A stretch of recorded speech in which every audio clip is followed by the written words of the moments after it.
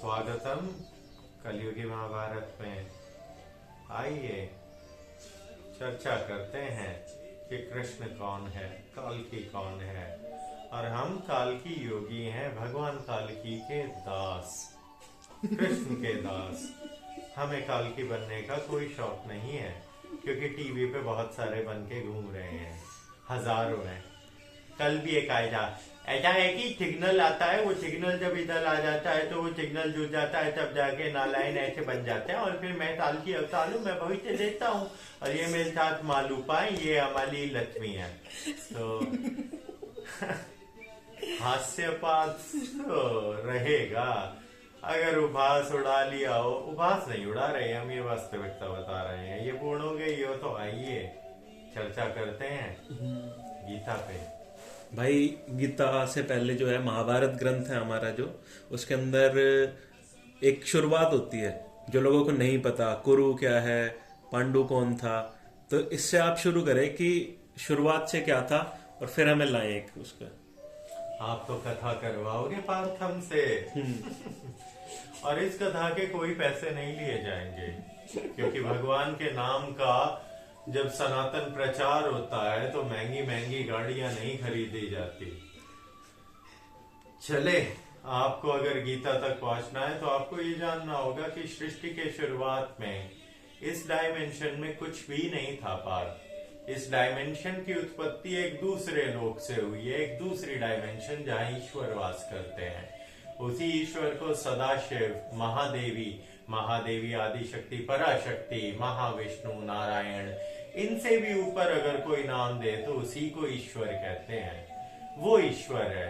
उस ईश्वर से देवों महादेवों की उत्पत्ति हुई, और पुराणों के अनुसार अलग अलग महादेव ने अपने अनुसार थोड़े बहुत रूपांतरण अतिशयोक्ति अन्योक्ति अलंकारों में बताए। आज हम भागवत के अनुसार वार्ता करेंगे कि ये पूरा ब्रह्मांड है, आपकी मिल्की वे गैलेक्सी, ये जो डायमेंशन है, इससे परे आपके महाविष्णु है। महाविष्णु की नाभि में से ब्रह्मा की उत्पत्ति होती है। ब्रह्मा के माथे की भ्रिकुटियों के क्रोध से रुद्र शंकर आते हैं। तो ब्रह्मा सृष्टि के रचयिता हैं। 8 ब्रह्म ऋषि हुए, 4 सनत कुमार, जिन्होंने सृष्टि रचने से मना कर दिया क्योंकि वो नारायण भक्त थे बाल। और 8 ब्रह्म ऋषियों ने फिर ब्रह्मा का सहयोग करा। फिर उसी का पुत्र प्रजापति दक्ष, उसी के पुत्र के सहयोग से ये पूरा ब्रह्मांड, इसकी रचना की गई। और रचना के स्वरूप में ह्यूमैनिटी तक पहुंचना है तो सबसे पहले जीवन, सिंगल सेल, पहले सबसे पहले पंचमहाभूत, पंचमहाभूतों के आने के बाद आपके सबसे पहले सिंगल सेल्ड ऑर्गेनिजम्स, फिर समंदर से मत्स्य रूप में, कहानी के स्वरूप में हमने समझाया कि विष्णु मत्स्य रूप में अवतरित हुआ ह्यूमन एवोल्यूशन को समझाने। उसके पश्चात नेक्स्ट स्टेप, जो पानी में और जमीन पे भी रह सके, कछुआ, कुम्र, टॉर्टोइस, ये भी विष्णु का ही रूप है। उसके पश्चात जंगली सुअर, वराह, जो हमारे लिए बहुत पूजनीय है और कुछ लोगों के लिए नहीं। इसीलिए विष्णु का अवतार वराह, वराह के पश्चात आपके नरसिंह, आधा मानव और आधा पशु, पशु भी उग्र स्वरूप में जानवरों का राजा। उसके पश्चात वामन, वामन जो ज्ञानी छोटे कद का मनुष्य। उसके पश्चात फिर आपका पूर्ण पुरुष, पूर्ण मनुष्य, विष्णु के अवतार में परशुराम कहलाया। फिर मर्यादा को संभालने राम दर्शन देने आया। और आखिरी में हमारा ग्वाला कृष्ण आया, पैर में तीर लगवा के वो तो स्वर्ग चला गया वापस वैकुंठ, और यहाँ कलयुग का ये सांग खिंडाया। अब इसको समेटने काल की अवतार ही तो 2019 में जागरूक होके आया पार। ये कथा थोड़ी मुश्किल और विकट है समझने में, बट कोशिश अवश्य कीजिएगा। और पूछें क्या बताएं आप उनके कुल के बारे में, पांडु के बारे में। ह्यूमैनिटी स्टार्टेड ब्रह्म ऋषि, ब्रह्म ऋषियों के बाद हमारे कुल आए। अब अगर आप ये साइंस के अनुसार समझना चाहते हैं तो हमें लैंग्वेज चेंज करनी होगी, लेकिन अभी फिलहाल हम आपको पुराणों के अनुसार, सबसे पहले आपके सूर्य, सूर्य का पुत्र आपका मनु, मनु, मनु कौन? सबसे पहला मनुष्य जिसे हजरत शताब्दम कहते हैं कुछ लोग, लेकिन वो ओरिजिनली मनु है और मनु की ही मनुस्मृति है। तो मनु जो ऋषि है, हम उन्हीं ऋषियों की संतान है। मनु से फिर कुल उत्पन्न होते हैं इक्ष्वाकु जो क्षत्रिय हैं, जिसमें राम जन्मे। राम का कुल सूर्यवंशी कहलाया। चंद्रवंश में यदुकुल आया, यदुकुल के कृष्ण, और उसके पश्चात हमारे जैसे ग्वाले यहाँ पर आए। तो ये तो हुई कुलों की बात। तो कुरुकुल है, यदुकुल है, आपका रघुकुल है, ये कुल, ये विरासत है। तो सबसे पहले आपके कुरु थे, कुरु के पश्चात फिर आपके कुरु वंश के अंदर शांतनु, राजा भरत, ये सारी बातें जानेंगे तो आप हिस्ट्री, हमारी जो ओरिजिनल हिस्ट्री है पौराणिक, उसकी पूरी की पूरी हिस्ट्री की चेन, क्रोनोलॉजी आपको मिल जाएगी भागवत पुराण में। हमारे सभी के नाम लिखे हुए हैं। अगर उसे वास्तविक समझो तो, काल्पनिक मानो तो कहाँ समझ पाओगे पार्थ। अब करते हैं चर्चा शुरू। किस पे करोगे? महाभारत। हाँ जी, महाभारत में आप बताएं कि पांडु कौन था और उनके पुत्र कौन थे?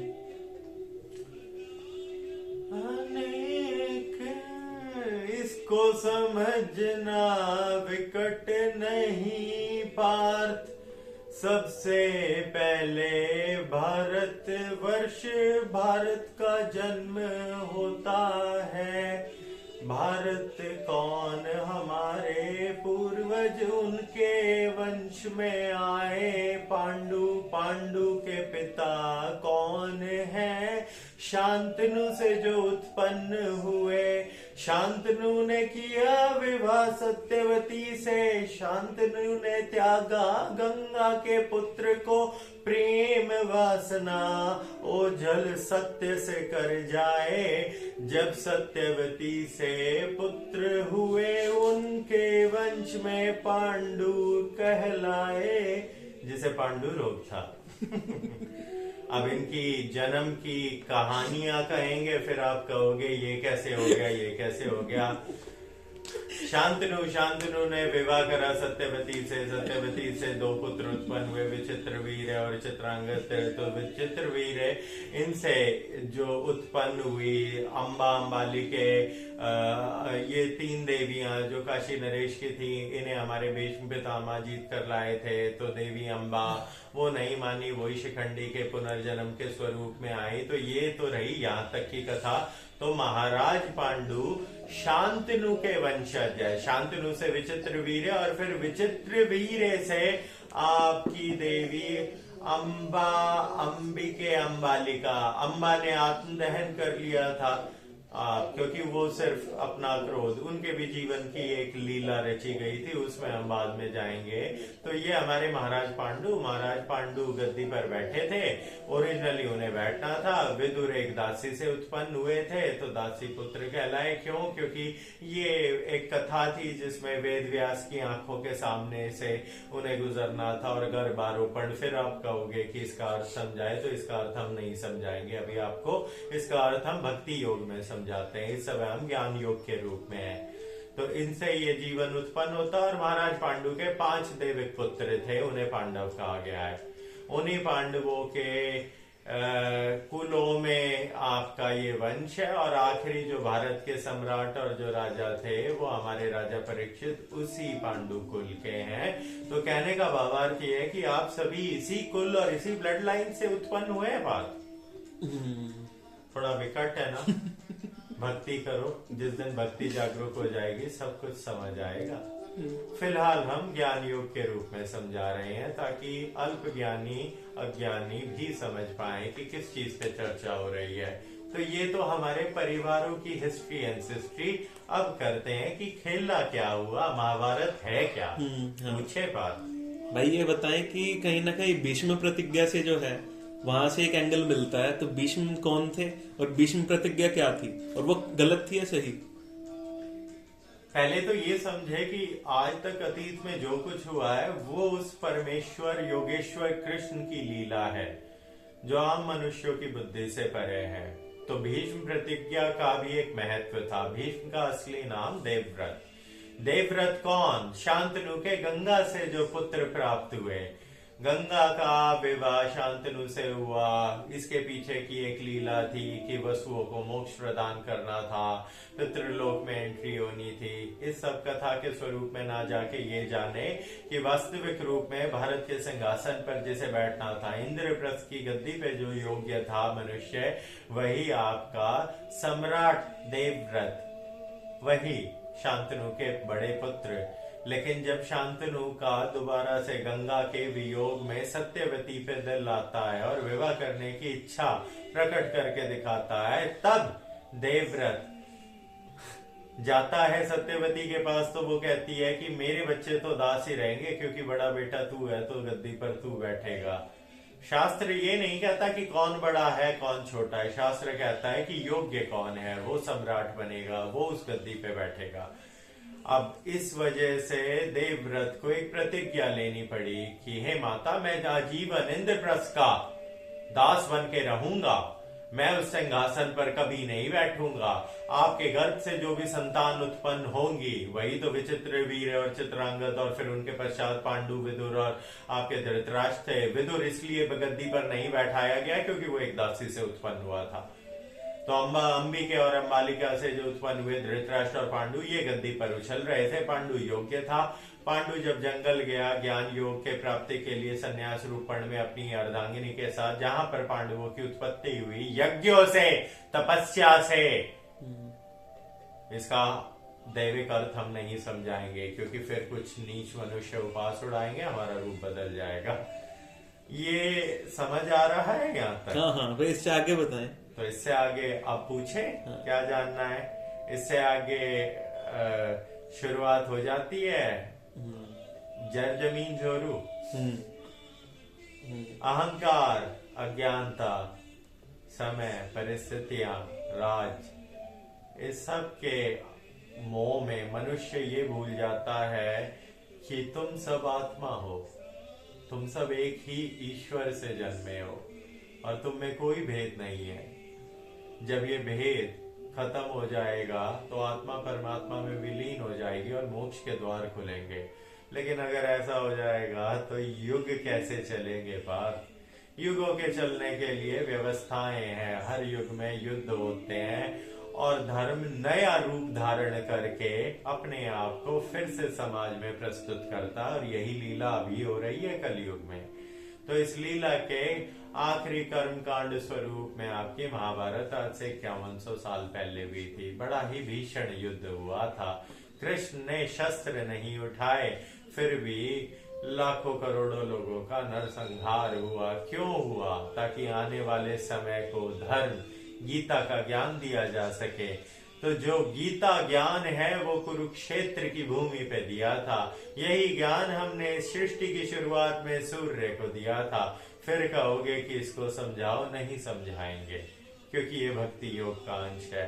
तो इस संसार को कैसे भोगना है, कैसे जीना है, कैसे वास्तविक स्वरूप ईश्वर का है, सांख्य योग, कर्म योग, भक्ति योग, ज्ञान योग, मोक्ष, यही तो योग है। उसी योग की विद्या को प्रदान करने के ईश्वर के गुणगान को 700 श्लोकों में पिरोया गया और वही गीता कहलाया पार्थ।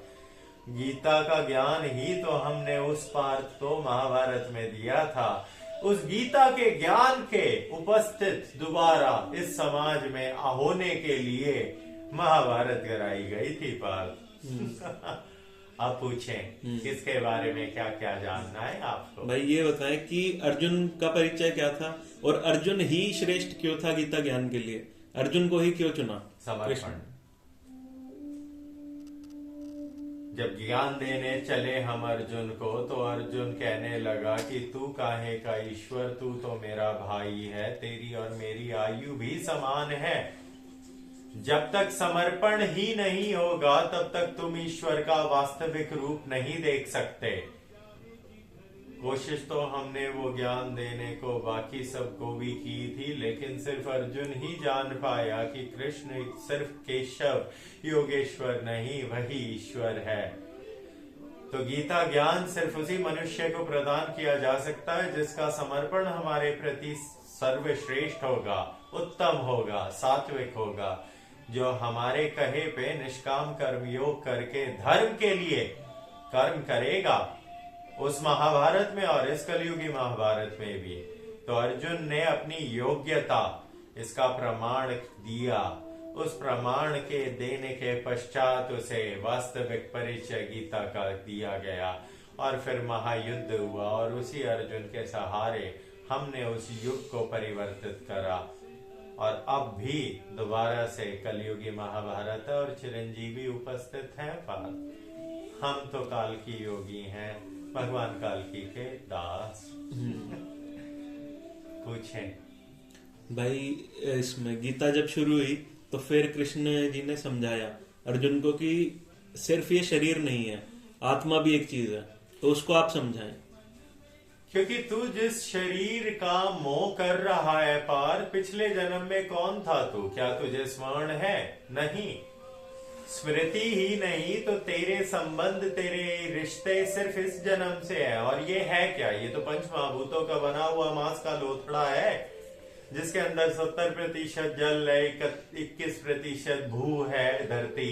उसके बाद जो धरती को ताप है अग्नि, खून के प्रवाह से, उससे तुम्हारा शरीर चलता है। फेफड़ों के अंदर जाओगे, खून के अंदर हेमोग्लोबिन में ऑक्सीजन को पाओगे, हवा फेफड़ों के अंदर है, रिक्त स्थानों में अंतरिक्ष वास करता है।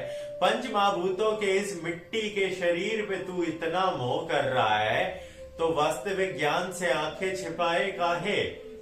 जब तक तू इस शरीर के मोह से मुक्त नहीं होगा, तू कभी नहीं जान पाएगा कि हम कौन है, आत्मा क्या है, ईश्वर क्या है।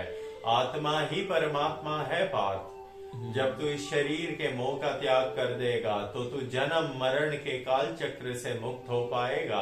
अपने पिछले जन्मों का भी तुझे स्मरण हो जाएगा और फिर तू निष्काम कर्म योगी बन पाएगा और स्वयं को उस ईश्वर से जुड़ा हुआ पाएगा। क्योंकि नर नारायण भी यही अर्जुन और कृष्ण थे। नर नारायण भी अब पौराणिक कथाओं के अनुसार दो जुड़वा भाई थे, जिन्होंने तपस्या करी, दत्तात्रेय को ज्ञान दिया, औरों को दिया, जिन्होंने पूरे संसार में कल्याणकारी कार्य करे। ये नर नारायण पर्वत, कैलाश मानसरोवर बहुत पुराना है, सनातन पार्थ। तो ये थी व्यवस्था। समझे? तो अगला पूछे प्रश्न। गीता का अर्थ आपको हम समझाते हैं। गीता का अर्थ है किसी भी मनुष्य को अपना ब्रह्म स्वरूप दिखाना, उसे उस चेतन शक्ति परमात्मा से जुड़ा हुआ आभास कराना। जब तक तुम्हारे मन के सभी सवालों के हम जवाब नहीं दे देंगे, तब तक तुम्हारा समर्पण नहीं होगा। और जब तक तुम्हारा समर्पण ही नहीं होगा पार्थ, तुम हमें शरीर के परिचय से जानोगे, अपना भाई, अपना परिजन यही जान पाओगे जो हम नहीं है पार्थ। पूछें भाई, जब अर्जुन ने जो है वो त्याग दिए थे शस्त्र, तो कृष्ण जी ने उन्हें नपुंसक कहा था, तो ऐसा क्यों? जब तेरे परिवार के लोग अधर्म करेंगे, पाप करेंगे, प्रकृति का विनाश करेंगे, आने वाले समय में सिर्फ तमस इसी के गुणों का प्रदान करेंगे, तो ऐसे परिजनों के अवध करते समय तेरे हाथ कांपे तो तुझे क्या कहूं, धनंजय या नपुंसक पार्थ? शरीर से परिचय लेगा या धर्म से? सामने वाला तेरा भीष्म पितामह है, उसने तुझसे बहुत प्रेम करा, स्नेह करा, बाकियों को देखेगा। गुरु द्रोण भी तो पूजनीय है, उसी ने ही तो समग्र विद्या दी थी। किस पक्ष में खड़े हैं वो? क्या कर रहे हैं वो? अधर्म जो पाप के संग खड़ा है वो तेरा संबंधी कैसे हुआ पार्थ? और अगर तेरे हाथ कांपे तो तूने क्यों हमसे ये महाभारत करवाई? क्यों हम ना बजाते शंखनाद, ना होती महाभारत, ना हम तेरे अधिकार के लिए लड़ते, ना हम तेरी अर्धांगिनी जिसे नग्न किया गया उसके लिए ये युद्ध करते। जब जब इस समाज में नारी का अपमान होगा, महाभारत होगी। एक द्रौपदी के लिए हमने वो महाभारत की। आज हर गली नुक्कड़ पे, हर चौराहे पे तुम अनेकों द्रौपदियों का चीर हरण कर रहे हो। बांग्लादेश में देखो, बंगाल में देखो, संदेश खाली में देखो, कश्मीर में जो तुमने किया, भारत में जो होता आया है। इसीलिए हर युग में धर्म इसकी पुनः स्थापना करने हेतु, सत्पुरुषों का कल्याण करने हेतु, अधर्म का नाश करने हेतु ईश्वर अवतरित होते हैं भारत। यही विद्या उस सब्यसाची धनंजय को दी थी और यही इस कलयुग में तुम्हें प्रदान कर रहे हैं। समझे तो अपने और प्रश्न पूछो भारत। भाई कृष्ण जी ने बताया इसके बाद कि आत्मा ही सत्य है और कुछ सत्य ही नहीं है और आत्मा की मृत्यु नहीं होती। तो ये क्या आत्मा का स्वरूप है? परमात्मा तुम्हारी बुद्धि से परे है, अजन्मा है। शरीर का जन्म होता है पार्थ, जन्म मरण पुनर्जन्म यही काल चक्र है जो युगों युगों से चलता आ रहा है। आत्मा तो उस परमेश्वर परमात्मा का अंश है जो इस डायमेंशन से ही परे है। उसे कैसे मार सकते हो पार्थ? जब कुछ भी नहीं था तब भी परमात्मा था। तो जिस चीज को तुम उसी को मार सकते हो ना जो जिसका शरीर होगा। आत्मा का शरीर ही नहीं है तो आत्मा तो अजर अमर है। ना मुझे भिगोया जा सकता है पार्थ, ना मुझे जलाया जा सकता है, ना मुझे काटा जा सकता है। मैं ही आत्मा हूं, मैं अजर अमर नश्वर ज्ञान हूं, मैं सनातन हूं पार्थ। यही तो वास्तविक सत्य था जो तुम भूल गए। और हर युग में हमें बार बार अवतारों के रूप में आना पड़ता है मानवता के कल्याण और पुनः धर्म को स्थापित करने। उसी विद्या को गीता कहते हैं। तुम्हें क्या लगता है असली गीता जो दी गई थी अर्जुन को, वो गीता लिखी नहीं गई। असली गीता का भावार्थ है जब तक मैं तेरे जीवन के सभी संकटों से तुझे मुक्त ना कर दूं, तेरे मन के सभी शंकाओं के प्रश्नों के जवाब ना दे दूं, जब तक तेरा समूल समर्पण उस ईश्वर एक ब्रह्म परमेश्वर विश्व स्वरूप योगेश्वर के प्रति ना हो, तब तक मैं बोलूंगा पार्थ। और मैं तब चुप हो जाऊंगा जब तू कहेगा कि करिष्ठम वचनम त्वा, जो आप कहोगे वही करूंगा मैं। हे प्रभु योगेश्वर कृष्ण, ये है हमारा वास्तविक परिचय पार्थ। और पूछे भाई मन के बारे में जो है वो चर्चा की गई है गीता में। तो मन को बताया है, शरीर के बारे में बताया। मन के बहकावे में ना मन राह भटकाए, भ्रम में डाले तू इस मन का दास ना बन, इस मन को अपना दास बना ले। जो इस मन को अपना दास बनाए वो इसके द्वार वैकुंठ तक जाए। मोक्ष प्राप्ति इस मन के नियंत्रण से ही तो तू पाए। अपने मन का दास ना बन तू, इस मन को अपना दास बना ले। मन के बहकावे में ना तू मन को अपना दास बना ले। मन तो है पागल बच्चा जो इंद्रियों के वश में बह जाए। इंद्रियों को वश में करके तू पार्थ काहे ना नरोत्तम बन के दिखाए। जो मनुष्य नरोत्तम बन जाए वो मन को अपना दास बनाए। आत्मा मन पे नियंत्रण पाए, सनातन ज्ञान योग तेरा हो जाए। सनातन ज्ञान योग तेरा हो तो निष्काम कर्म तू ही करके दिखाए। हर युग में जो मनुष्य ऐसे कर्म करे वही तो नरोत्तम कहलाए। किस स्थिति में क्या कर्म है तेरा, किस स्थिति में क्या कर्म है तेरा, वो तुझे स्वयं ईश्वर बताए। तेरी आत्मा के चेतन में ईश्वर का बीज ही सत्य बताए। जब तू ईश्वर में जुड़ जाए अपने कर्मों को सही से जान पाए। बिना इच्छा के कर्म किए तो सीधा मोक्ष के द्वार तक जाए। माया इच्छा में लिपटा मनुष्य बार बार जन्म मरण से बाहर जाए। ये योग है पार्थ, इसीलिए हम कुछ नहीं है, सिर्फ योगी। काल की योगी, ब्रह्म योगी, आदि अजय, अजय यादव, अजय यदुवंशी, कमलेश्वरी पुत्रम, यदुकुली, ये वो किसका परिचय दे रहे हो पार्थ? इस शरीर का, इससे परे हैं हम। और पूछे भाई कृष्ण जी ने जो है वो अर्जुन को कहा कि सब धर्मों के भेद बुला के उसके भी जो परे है वो ब्रह्म ही वो उनकी। पार्थ मैं ना हिंदू हूँ, ना सिख हूँ, ना ईसाई हूँ, ना यहूदी हूँ, ना गली का कसाई हूँ। मैं सनातन हूँ, पुरातन हूँ, अजर हूँ, अमर हूँ। मेरी शरण में अपनी सभी इच्छाओं का त्याग करके एक बच्चे की तरह, जिस प्रकार एक बच्चा कीचड़ में सना हुआ अपनी माँ के आगोश में जाके इस संसार से मुक्त हो जाता है, इस प्रकार का समर्पण जब तू मेरे प्रति करेगा, सभी धर्मों के भेद बुलाकर, सर्व धर्मान परित्यजे मामम शरणम एकम रजहम त्वम सर्व पापेभ्यः मोक्ष्यामि मा शुचा। पार्थ, हर युग में बताया तुझे पर तू समझ ना पाया। सभी धर्मों के भेद बुला के जो मेरी शरण में आया, मैं उसे मोक्ष प्रदान करता हूँ पार्थ, क्योंकि तुम निष्काम कर्मयोगी बन जाते हो।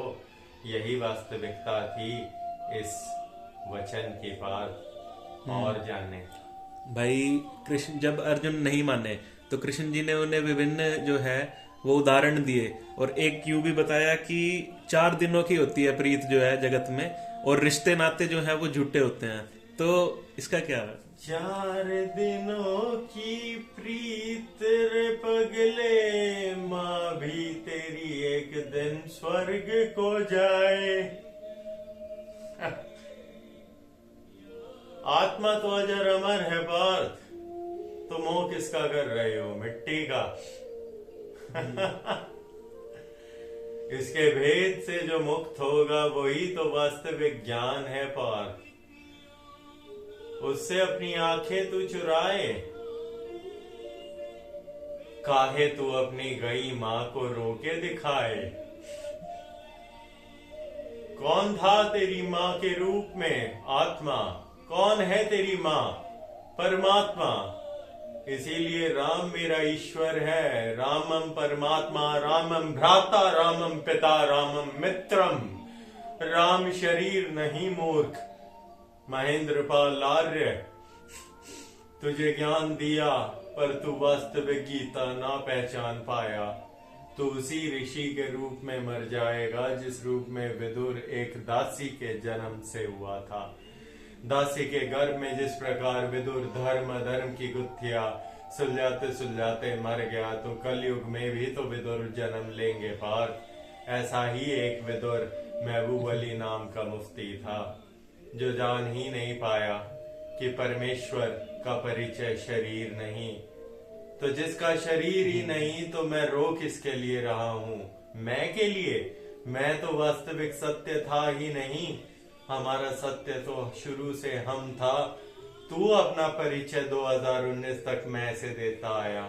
जब तूने हमको पहचाना तो तू इस जीवन के काल चक्र से मुक्त हो गया। तो तू किस चीज का मोह कर रहा है? मरे हुए पांडु का या आने वाले जन्म की संतानों का? किस बोझ को ढो रहा है तू?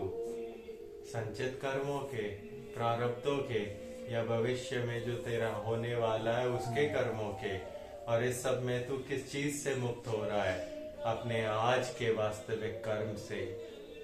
आज जो कर्म तुझे करना है, सिर्फ कर्म किए जा पार, फल की चिंता ना कर। वो फल नियति तुझे प्रदान करेगी। अगर तू कल को इस युद्ध में जीतता है तो तेरा अहंकार बढ़ेगा और तू विश्व विजय करने की राह पे चल पड़ेगा, और फिर तेरी इच्छा तुझे बांध लेगी।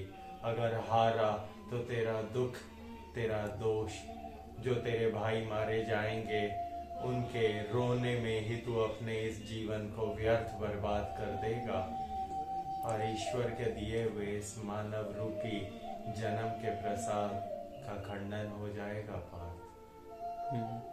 अगला गीता का अध्याय चलाओ और ज्ञान पाओ। अगला ये है कि कृष्ण जी ने कहा गीता में कि स्वयं का कठिन धर्म भी जो है वो किसी दूसरे के सरल धर्म से अच्छा है, और अपने धर्म के लिए उपस्थित रहना चाहिए। पार्थ, हमें कोई फर्क नहीं पड़ता कि तू अपने जीवन में क्या करता है, ना हमें दूसरे हमारे शिष्य जो दान देते समय जिनके हाथ कांप जाए उनके जीवन में क्या होने वाला है इससे फर्क पड़ेगा, ना हमें इससे फर्क पड़ता कि हमारे पिता को मोक्ष मिलेगा या नहीं। हमें सिर्फ इस चीज से फर्क पड़ता है कि हमारे कर्म क्या है, क्योंकि दूसरी आत्माएं जो कर्म कर रही हैं उसके अनुसार ही विधाता उन्हें फल प्रदान करते हैं। देवी कमलेश्वरी ने अपने जीवन में जो कर्म करे उन्हें उसके अनुसार ही मोक्ष प्राप्त हुआ है। उसमें सिर्फ हम सहायक थे, हमने अपने पुत्र धर्म का पालन करा, हम उनकी सेवा के लिए अपने सभी सांसारिक सुखों का त्याग करा, यही तो पुत्र धर्म था। पार सभी मनुष्य सिर्फ अपने कर्मों तक सीमित है। पार आपके कर्म आपके धर्म के अनुसार होंगे, वही तो आपका भविष्य निर्मित करेंगे। इसीलिए सिर्फ अपने कर्म पे अधिकार है तेरा, दूसरा क्या करे उसको भ्रम के रूप में भुलाए। अपने कर्मों पे आसक्ति रख, उस ईश्वर के कहे दिशा निर्देश पे। निष्काम कर्मयोग पार्थ समर्पण करो हमारे प्रति और युद्ध करो इस कलयुगी महाभारत में। युद्ध करो अधर्म के खिलाफ, युद्ध करो गौ हत्यारों के खिलाफ, युद्ध करो उनके साथ जो स्त्री का मान भंग कर रहे हैं, जो बच्चियों के साथ बलात्कार कर रहे हैं। युद्ध करो जो तुम सबको दास बना के, गुलाम बना के गरीबों का और ज्यादा उत्पीड़न कर रहे हैं। सभी अधर्मों के खिलाफ अपनी अंतरात्मा के अंदर झांको पार्थ, अपने आप को मुझसे जुड़ा हुआ पाओ पार्थ। अगला अध्याय शुरू करो पार्थ। भाई कृष्ण जी ने बताया कि श्रेष्ठ पुरुष जो है उसको स्थित प्रज्ञ नाम दिया उन्होंने, कि स्थित प्रज्ञ पुरुष जिसको किसी चीज से कोई फर्क ना पड़े। तो वो क्या था? पार्थ, तुम्हारी माता का अगर स्वर्गवास हो तुम्हें फर्क पड़ेगा, तुम अगर सालों तक भूखे रहोगे तो भी फर्क पड़ेगा, किसी सुंदर स्त्री को देख के काम वासना जागरूक होगी तो भी फर्क पड़ेगा, खाने की इच्छा, भविष्य की चिंता, अपनी चिंता, इस शरीर की चिंता, इन सब में जो उलझा रहेगा वो स्थिर प्रज्ञ मनुष्य नहीं है। असली मनुष्य वो है जो हर इच्छाओं से मुक्त हो जाएगा, जो निर्गुणी बन जाएगा, जो निर्गुणी बन जाएगा, जिसे ना सत्व गुण से, ना रजस से, ना तमस से, तामसिक इच्छाएं आपकी काम भोग विलास की, राजसिक इच्छाएं अहंकार की और सात्विक इच्छाएं आपके कर्म की देवगुणी संपत्तियां। अरे हम तो देवगुणी संपत्तियों से भी परे है पार।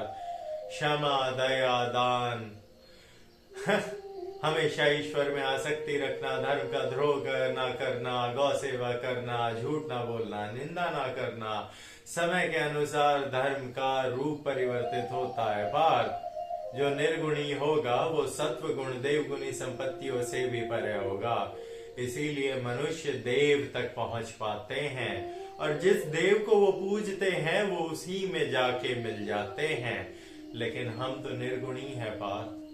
वास्तविक ईश्वर का कोई गुण नहीं है, क्योंकि उसी निर्गुणी से गुणों की उत्पत्ति हुई है। जो सत्व गुणी है वो देव कहलाए, फिर राजसिक और तामसिक आए। तो हमारा असली परिचय तुम कभी पहचान ही ना पाए पार्थ। और पूछे भाई, कृष्ण जी ने कहा कि मेरी शरण में आओ, तो कुछ लोग सोचते हैं कि उनने उसको पागल बनाया या थोड़ा ऐसा करा कि अपनी इस बॉडी की शरण में बुला रहे हैं। उनका क्या तात्पर्य था? अरे जिसे तुम कृष्ण समझ रहे हो वही तुम्हारे कलयुग के काल की अवतार हैं। काल की भगवान है। हम कौन? हम काल की दास है। वही तो राम थे, वही हनुमान है, वही महादेव है, वही देवी काली है, वही महादेवी आदि शक्ति पराशक्ति कमलेश्वरी है, वही इंद्र है, वही देव है, वही शिवाजी है, वही महाराणा है। अरे उसकी लीलाएं है मूर्ख। समर्पण कृष्ण के शरीर के प्रति करोगे या उसकी गीता के प्रति? गीता का ज्ञान ही वास्तविक सत्य है। और जो भी गीता के नाम पे अपनी दुकान चला रहा है, तुम्हें तो हम ऐसी बीमारी से मारेंगे कि तुम सोच भी नहीं सकते। समझ गए ना आचार्य प्रशांत? हमारी शरण में आने का वास्तविक अर्थ इस्कॉन की शरण में जाके चोटी रख के हरे कृष्णा कह के टांगों में टांगे अलझा के नाचना नहीं था। बात बांग्लादेश में भतेरे इस्कॉन वाले थे, क्या हुआ? बीच सड़क पे तुम्हें मार के टाक दिया गया। अगर हमारी वास्तविक गीता सिखाई गई होती तो तुम युद्ध करते अधर्म के खिलाफ। तुमने वो युद्ध ना करके भक्ति योग को ही उत्तम बताया। वास्तविकता तो ज्ञान योग थी। ज्ञान योग किस लिए? कर्म के लिए। अगर तुम्हें तुम्हारे कर्मों का भाव, तुम्हारे कर्मों का बोध होता तो तुम्हारे साथ ये ना होता। इसीलिए इस्कॉन एक दुकानदारी का स्थान है और बांग्लादेश में इस्कॉन कृष्ण, उसका समर्पण तुम्हें नहीं बचा पाया। इसीलिए बांग्लादेशी आज रो रहे हैं, कट रहे हैं। उन्होंने किसके प्रति समर्पण करा? उन्होंने इस्कॉन की दुकान के प्रति समर्पण करा था। पाप अगर वास्तविक रूप में कृष्ण की गीता के प्रति समर्पण किया होता तो वो युद्ध करते। और कुछ है भाई, जब अर्जुन ने कहा कि ये कर्मयोग क्या है, किस प्रकार से करे इसको, तो कृष्ण जी ने उन्हें बताया कि यज्ञ की भांति कर्म करना चाहिए। तो ये क्या विधि है ये कर्म करने की? जब हम यज्ञ करते हैं पार्थ, उस यज्ञ के अंदर जो आहुति दी जाती है, जिन चीजों का, जिस सामग्री का स्वाहा करा जाता है, देवताओं को प्रसन्न करना। जब यज्ञ करते हैं तो यज्ञ का एक ही उद्देश्य होता है, मानवता का कल्याण। अगर उस यज्ञ को अश्वमेघ यज्ञ कहो, संतान उत्पत्ति यज्ञ कहो, ये कहो, वो कहो, वास्तविक यज्ञ एक है। यज्ञ है इस संसार का कल्याण हो, ईश्वर का ज्ञान आज उसका आवागमन हो और संसार में सिर्फ सनातन का प्रचार हो, अच्छे कार्य हो। तो यज्ञ में जब तुम्हारा कोई स्वार्थ है ही नहीं तो उसी यज्ञ के स्वरूप में तुम अपने कर्म करो। हम तेरा कल्याण क्यों करते हैं? तू हमारा भाई है, तू बहुत सुंदर दिखता है इसलिए, या दूसरा भ्राता हमारा जिसके गोरे उत्तपम पीछे हैं, या फिर ऐसे भ्राता जो हमें ज्यादा सम्मान देते हैं, चटुकारिता करते हैं। अरे हम किसी भाई के प्रति अपना कार्य कर ही नहीं रहे मूर्ख। हम उस ईश्वर के बताए हुए कर्म, जो वचन है, जो धर्म है, जो कर्म है, उसके प्रति समर्पित है। हम तेरे प्रति कोई कर्म नहीं कर रहे, हम अपने धर्म का पालन कर रहे हैं। वो हमारा भ्रातृ धर्म है। भ्रातृ धर्म किसी को दिखाने के लिए नहीं होता, पुत्र धर्म किसी को दिखाने के लिए नहीं होता, पति का धर्म भी किसी और के लिए नहीं है। ये धर्म की परिभाषा है। मनुष्य जब अपने धर्म का पालन करता है तो वो उस ईश्वर से जुड़ जाता है। पार्थ, यही तो सत्य था। समझ आया? तो अपने आप बचे हुए सवाल जितने हैं, सभी जितने सवाल तुम पूछ सकते हो पूछो, जब तक तुम्हारा संपूर्ण समर्पण ना हो जाए और तुम्हारे मुखमंडल से कर्षतम वचनम त्वा, ये सुनना है हमें पार्थ, कि जो आप कहोगे वही मैं करूंगा। पूछे भाई, भगवान ने अपना स्वरूप निराकार बताया, तो निराकार कैसा स्वरूप है? क्योंकि हम तो सिर्फ साकार को देख सकते हैं। तुम तो वही देखोगे जो तुम्हारे नेत्र दिखा सकते हैं पार्थ। ये नेत्र तो 7 रंग ही दिखाएंगे। 7 रंग व्हाइट लाइट से जनरेट होते हैं। ईश्वर तो डार्कनेस से उत्पन्न हुए। डार्कनेस किससे उत्पन्न हुई है? ईश्वर से उत्पन्न हुई है।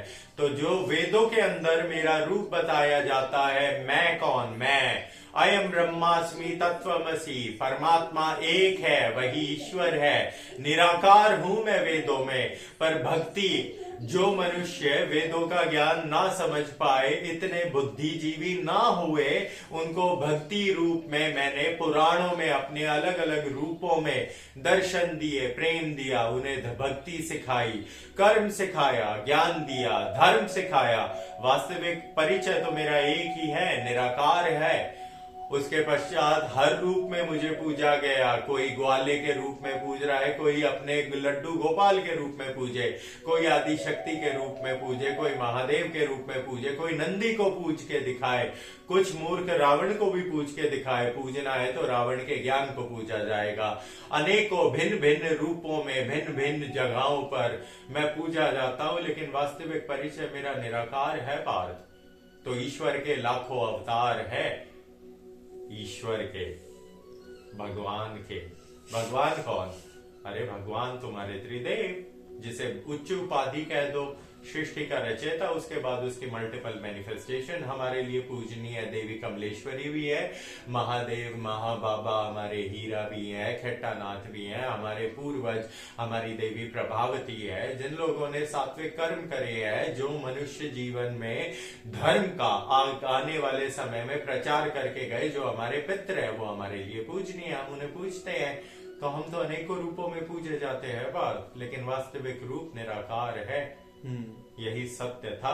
इसीलिए जब तक तू मूर्ख हमारा परिचय शरीर से ले रहा था, तुझे विश्व स्वरूप दिखाना पड़ा कि सब कुछ मैं ही हूं और मैं इसके भी परे हूं। क्यों? क्योंकि तू नेत्रों से अपनी इमेजिनेशन में मुझे सोच सकता है और मैं इमेजिनेशन के परे हूं पार्थ। मैं तेरी बुद्धि, तेरी चेतना, तेरी दृष्टि सबसे परे हूं पार्थ। मैं ही ईश्वर हूं, मैं ही विश्व स्वरूप हूं, मैं ही ब्रह्म हूं, मैं ही काली सरस्वती, मैं ही इंद्र हूं, मैं ही तुम्हारे पूर्वज हूं, मैं ही तो पितृ हूं, मैं ही जानवरों में सिंह हूं, मैं ही मत्स्य था, वामन भी मैं ही हूं, वराह भी मैं ही हूं। मैं सब कुछ हूं और मैं कुछ भी नहीं हूं पार्थ। मैं सब कुछ हूं का भावार्थ है कि इन सब में मैं हूं, और मैं कुछ भी नहीं हूं का भावार्थ है कि मैं इन सब से परे हूं। जो मैं इन सब से परे निर्गुणी हूं, जो निराकार हूं, मैं ही ईश्वर हूं पार्थ। और पूछें? भाई कृष्ण जी ने ये भी बताया कि मृत्यु के समय जो वासनाएं होती हैं, वैसे ही उस इंसान का अगला जन्म होता है। और मृत्यु के बारे में चर्चा की गई है कि एक साधु की मृत्यु कैसे होती है। एक महर्षि जड़ भरत थे पार्थ, बहुत ज्ञानी थे। जन्म जन्मों के संचित पुण्यों के अनुसार उन्हें मोक्ष प्राप्त होना था, सीधा वैकुंठ। लेकिन उनकी वृद्धावस्था में, उनके मरने की जब मुक्ति का समय लिखा हुआ था, निर्धारित था काल में, उनके आश्रम में एक बकरी का बच्चा आ जाता है। अब कुछ कहेंगे बकरी का बच्चा, कुछ कहेंगे हिरन का बच्चा, एक पशु आ जाता है, इस तरीके से समझे। और उससे हमारे महर्षि जड़ भरत को प्रेम हो जाता है। इतना प्रेम हो जाता है कि वो उसे अपने बच्चे की तरह पालते हैं। और जब आपने किसी चीज के प्रति इतना ज्यादा मोह, इसकी उत्पत्ति कर ली, तो आपको मोक्ष नहीं मिलता। आखिरी के मृत्यु के समय पे जब वैकुंठ के द्वार खुले, तो महर्षि जड़ भरत को ये चिंता थी कि मेरे हिरन के बच्चे ने दूध पिया कि नहीं पिया। तो अगली योनि उसे हिरन की दे दी गई पार। यही जन्म मरण का खेल था। बड़ा सरल भाषा में समझाया, इसीलिए पुराणों में इतनी कहानियों का उपयोग किया गया है। आप लोग उन कहानियों का भावार्थ समझ नहीं पाए। जिन कथावाचकों को समझाना था वो व्यापारी बन गए। जो व्यापारी है उसका विनाश किया जाएगा। जो हमारे कहे हुए कदम रखेगा कलयुगी महाभारत में, उसका उद्धार होगा। और पूछे बात भाई, जब संपूर्ण समर्पण हो गया अर्जुन का, तब कृष्ण जी ने उन्हें कहा कि मैं हर पाप से मुक्त कर सकता हूं तुम्हें। तो अब भी लोग समझेंगे कि ये मटेरियलिस्टिक, ये इंसान क्या कर सकता है। तो वो किस भावार्थ में उसको अर्जुन को कह रहे थे?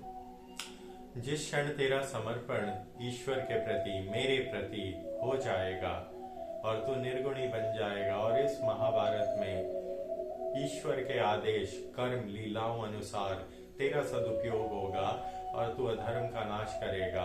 अरे भीष्म को शैया पे किसने बिछाया पार्थ? द्रोण के आखिरी तक युद्ध में द्रोण को किसने हराया पार्थ? जयद्रथ का सर किसने काट के दिखाया पार्थ? ये सारी लीलाएं काहे थी पार्थ? अर्जुन एक माध्यम था। तू सिर्फ अपने आप को निमित्त माध्यम समझ, ईश्वर की लीलाओं का निर्गुणी बन, निष्काम कर्म योग का पालन कर। जब ये करेगा तो तू स्वयं को ईश्वर से जुड़ा हुआ पाएगा, और ऐसे कर्म करने पे ही तो मोक्ष प्राप्त कर पाएगा तू पार्थ। यही तो सत्य था। बस मनुष्य अपनी इच्छाओं, अपनी तृष्णाओं में, अपने मोह में, अपने शरीर के परिचय से हमारा परिचय भूल गया। हम कौन है पार्थ? हम आत्मा है, आत्मा ही परमात्मा है। यही तो वास्तविक सत्य है।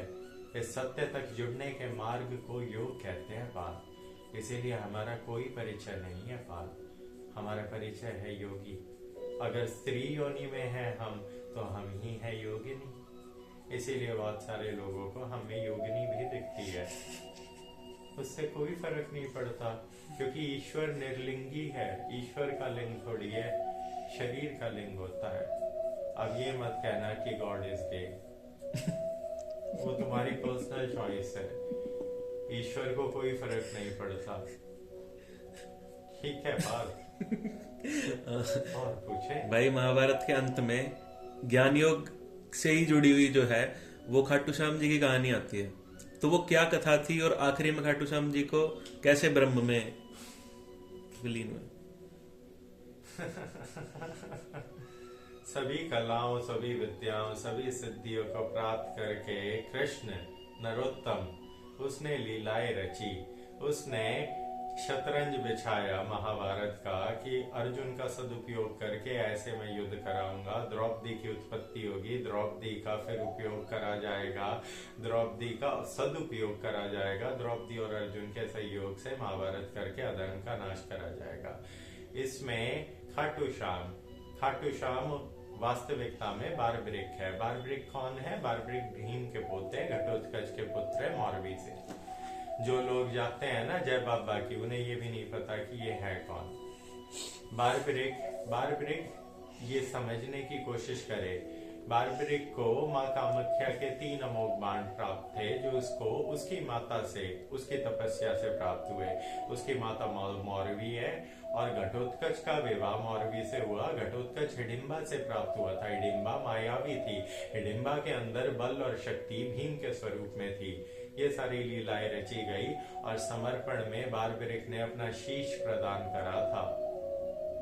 हमसे कल किसी ने पूछा कि भाई मेरा समर्पण आपके प्रति है। हमने कहा हमारे प्रति नहीं, ईश्वर के प्रति। जब समय आएगा तो अंगूठा काटते समय जिसका हाथ कांप जाए वो काहे का शिष्य कहलाए। तो बारबरिक ने जब वो समर्पण कर दिखाया कि हे प्रभु, मैं महाभारत का साक्षी बनना चाहता हूँ, पर मेरे महाभारत में अगर भाग लेने से आपकी लीलाओं में बाधा आती है तो मैं अपना शीश आपके प्रति समर्पित करता हूँ। और बारबरिक ने अपना शीश काट के कृष्ण के चरणों में रखा। और जब उसने बिना किसी स्वार्थ के ये कर्म करा, तो जब कभी भी किसी भी मनुष्य ने देवताओं की योनि से ऊपर उठ के निष्काम कर्म योग का पालन करा है, उन्हें अजर अमर होने का वरदान हमेशा दिया गया है। विभीषण को भी यही वरदान दिया गया था, सभी चिरंजीवियों को भी यही वरदान दिया गया था। और बारबरिक को अनंत काल तक पूजे जाने का वरदान कृष्ण स्वरूप में ही खाटू श्याम के नाम से दिया गया था। ये बारबरिक की कथा थी। समझ आ गई हो तो अपना और सवाल पूछ ले भाई। एक ज्ञान योग जो है उसका ये पार्ट है कि अर्जुन जो थे उनने महादेव की उपासना की। महादेव के बहुत अच्छे उपासक थे, तपस्या सिद्ध हुई उनकी, और फिर लोग कहते हैं उधर महादेव की उपासना कर ली, इधर फिर कृष्ण जी की उपासना कर ली विष्णु के अवतार में। तो क्या ये लिंक है? हनुमान कौन थे पार्थ? पवन पुत्र थे। पवन तो उनके कर्म पिता के स्वरूप में देखो, इसे मेटाफोरिक समझो। जो ये पांडव थे ये देवपुत्र इसलिए हैं क्योंकि उन देवताओं के गुण थे इनमें। ठीक है, अर्जुन के अंदर इंद्र के गुण थे और जो वचन दिया था सुग्रीव बाली वाले राम के युग का, उसकी पूर्ति वो ईश्वर की लीला थी। आप लोग वास्तविक लीलाओं को नहीं समझ पाते पार्थ, क्योंकि आप भौतिक अर्थ ढूंढते हैं। शंकर ही हनुमान है। हनुमान किसे पूजता है? राम को। राम किसे पूजता है? शंकर को। तो शंकर किसे पूजता है? श्री राम राम रामेति मनोरमे रमे रमे। राम के नाम को मन में रमते रहे। एक नाम सहस्त्र नाम तत्तुल्यम, राम नाम वरानते। ये जब भगवान शंकर अपने गुनगुनाते रहते हैं ना,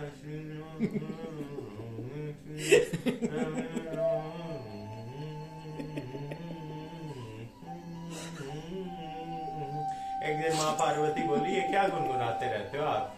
तो वो कहते हैं श्री राम राम रामेति, कि राम ही राम राम राम राम राम ही ईश्वर है। सहस्रनाम तत्तुल्यम, हजारों नामों के बराबर है राम का नाम। मैं बस यही गुनगुनाता हूँ। राम कौन है? राम ही तो विष्णु है। विष्णु कौन है? नारायण। नारायण कौन है? वही कृष्ण है। कृष्ण कौन है? वही कालकी है। तो जब भगवान शंकर से पशुपतास्त्र प्राप्त करना था तो शंकर की भक्ति करनी थी, और जब विश्व स्वरूप गीता ज्ञान करना था तो उसी एक ईश्वर को पूजा गया कृष्ण के रूप में और महादेव के रूप में। जो मनुष्य कहे कि कृष्ण, राम और हनुमान अलग अलग है, वो मूर्ख है पार्थ। और ऐसे कलयुग में ऐसे मूर्खों का सिर्फ दुरुपयोग होता है। अनेकों कालनेमी घूम रहे हैं भगवा पहन के, जो इन ऐसे मूर्खों का सिर्फ अपने स्वार्थ और अपनी इच्छाओं के लिए। बाबा मेरी वो इच्छा पूरी करवा दे, जय बाबा की। और कोई सवाल पाल? बस भाई नमस्कार। संपूर्ण समर्पण। हाँ संपूर्ण। यही संपूर्ण समर्पण है। हाँ करिष्तम वचनम तो हाँ आज के लिए आज के लिए यही। नमो नारायण।